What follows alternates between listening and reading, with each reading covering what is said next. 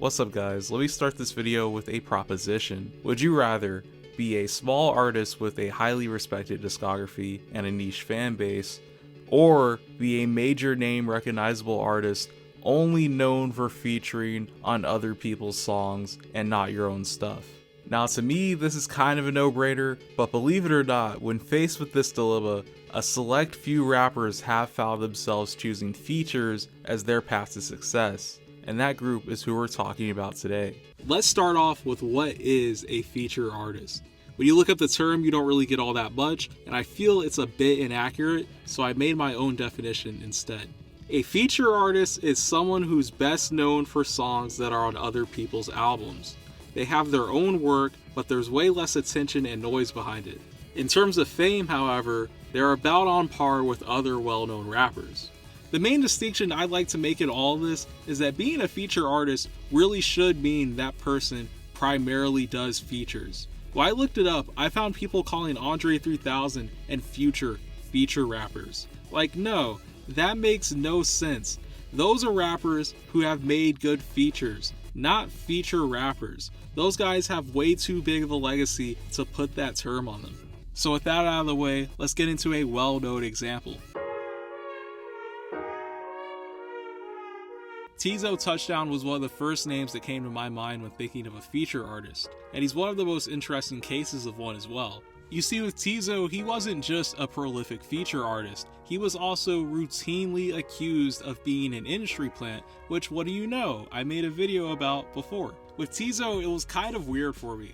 I felt that his music, even if it wasn't for me, was probably something a lot of artists would like, so I gave him the benefit of the doubt and left him out of the video for that reason.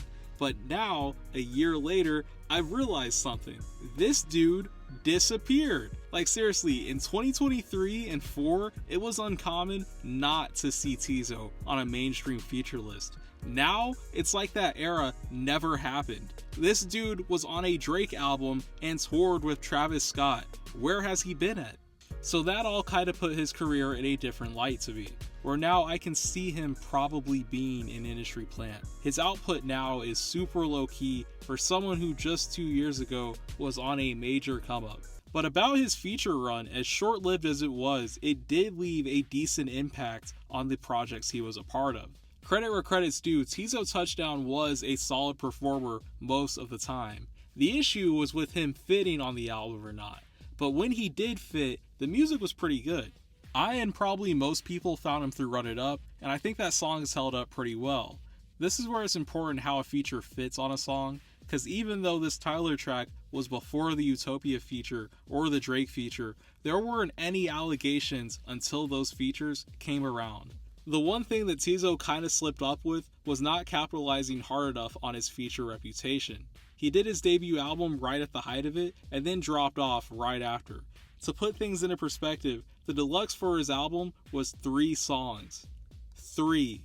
Dang, are we talking about Teezo Touchdown or ASAP Rocky? Too light of a deluxe in my opinion.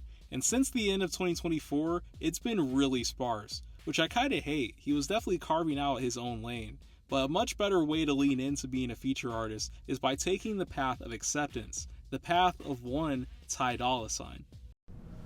I like to give the undisputed king of feature artists, Dolla. Before he came into his own through the Vultures projects, Ty was known as the guy who would make a hit with literally anybody, to the point where his 2020 album is titled featuring Dolla. That phrase in itself represented his career. I think Ty just barely fit this really niche criteria of being everywhere, but simultaneously a pretty low-key figure in music. He wasn't trying to gain the spotlight, he just did his thing and it paid off. With a lot of artists that get put into this predicament, they try to fight it, which I do get. The title of feature artist is kind of insulting. Even throwing it around in this video, I feel disrespectful almost. But there is a way to do it right. You might not have the most poppin' solo career, but over time, you will become a respected artist regardless of all that. Granted, his case was kind of absurd. Dude was on like 50 notable tracks in the span of 5 years, and I guarantee you 80% of people didn't know what he looked like until 2023. So that's how to be a successful feature artist. But what about leaving the legacy of a feature artist? Hear me out Next, I'm going to talk about Rick Ross. So yeah, I don't know, maybe it's an age thing. I was a toddler at the height of Rick Ross's fame, but a weird conclusion I've come to on him is that he was always at his best as a feature. Even his biggest solo songs don't compare to him doing a feature. And now when people look back and bring up Rick Ross songs, they bring up songs he did with other people, which are mostly good. I'm not going to call him a god or anything, but it's just weird the disconnect between people liking his collab work and his main work. So even though he's not really a feature artist, when your brain thinks of him, it's in the context of one. Or maybe that's just me. He's kind of in the same spot as someone like 2 Chainz for me. Solid catalog, but the features just stuck around longer. I almost put 2 Chainz on the list, but he made Life is Beautiful, so he's excused. Unk still got it, that's a memorable album. Rick Ross, not so much. He was supposed to drop an album as I'm posting this, but no one cared, so he pushed it back. Anyways, so far I've set up a nice little spectrum of feature artists. A criticized one, an intentional one, and one I guess we'll say in retrospect. But what about a feature artist who was able to successfully break from the category altogether?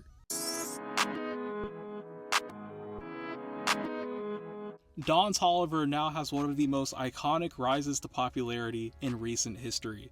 Starting his career off on a Travis Scott song, for a long time his image was kind of defined by these songs he featured on, either singing the hook or a short verse. And for that time he was kind of in a similar spot as Ty Dolla $ign, where his features were really big and some of his solo music would pop off, but people weren't really paying close attention to it. My mind always goes back to the release of Lovesick. You would think by February 2023, this album would have like a pretty solid release and buzz behind it. Keep in mind, this is just after Heroes and Villains dropped. That album has some of Don's biggest songs on it, that's where Peanut Butter House is from, but despite all of that, he sold less than Yeet. This was 5 years into his career, and you'd regularly see his stuff called underrated. It really didn't add up. Wasn't until the release of his next album, Hearthstone Psycho, a year later, where he really became a solo headlining artist, and not just the guy from Travis Scott songs. Now he's very close to being on a Travis Scott level himself, which makes way more sense.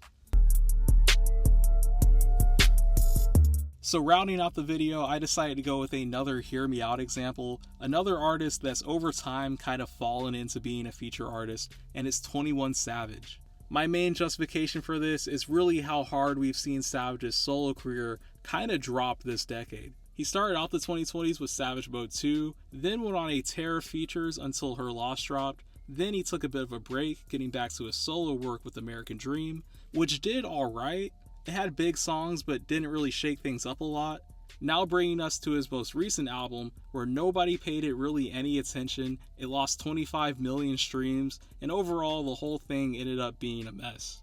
And with how common and similar sounding 21 features became this decade, it's turned him into someone a vast amount of people are only checking out because he's doing a feature somewhere. And even then, those features are getting more negative attention than anything. It's looking bleak, but at the same time, I think if any of that mattered to him, we'd know.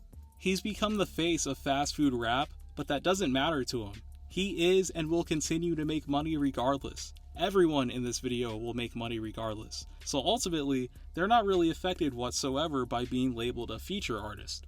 To them, it's all work. But I had fun chatting about it.